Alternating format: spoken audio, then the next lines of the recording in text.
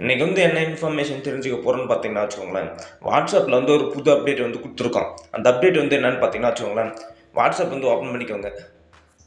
Open பண்ணிங்கன்னா அப்டேட்ஸ்னு இருக்குல்ல, அதை வந்து ப்ரெஸ் பண்ணிங்கன்னா இதில் வந்து நீங்கள் வந்து ஸ்டேட்டஸ் வந்து ப்ரொஃபைல் ஃபோட்டோஸ் வந்து செலக்ட் பண்ணுவீங்க. இப்படி செலக்ட் பண்ணும்போது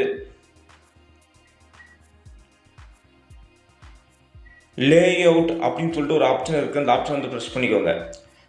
ப்ரெஸ் பண்ணிங்கன்னா ஃபஸ்ட்லாம் வந்து நீங்கள் வந்து சிங்கிள் ஃபோட்டோ மட்டும் தான் செலக்ட் பண்ணி ஸ்டேட்டஸ் வைக்கிற மாதிரி இருக்கும். ஆனால் இப்போ வந்து பார்த்தீங்கன்னா வச்சுக்கோங்களேன், மல்டிபிள் ஃபோட்டோ வந்து ஒரே டைமில் வந்து செலக்ட் பண்ணி நீங்கள் வந்து ஸ்டேட்டஸாக வச்சுக்கலாம். 4 ஃபோட்டோஸ் பக்கம் நீங்கள் வச்சுக்கலாம். 4, 5, 6 வேணாலும் செலக்ட் பண்ணி வச்சுக்கலாம்.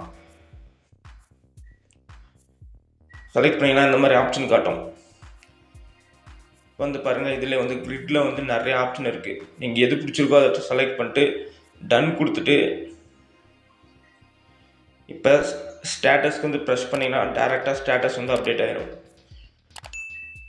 இப்போ வந்து பார்த்தீங்கன்னா மல்டிபிள் ஃபோட்டோஸ் வந்து ஒரே டைமில் வந்து ஸ்டேட்டஸாக வந்து அப்டேட் ஆகிருக்கு. இதாங்க வாட்ஸ்அப்பில் கொடுத்துருக்க புது ஃபியூச்சர்ஸ்.